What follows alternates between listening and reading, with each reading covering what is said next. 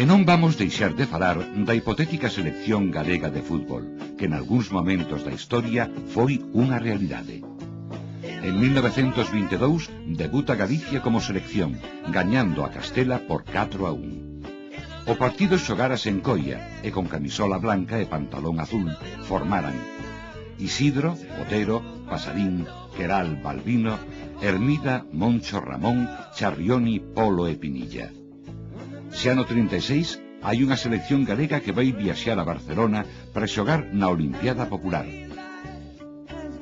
Nos 50 e nos 60 vólvense formar seleccións galegas, pero son a título interno, non para xogar con outras seleccións, senón para participar en homenaxes e xogadores que se retiraban.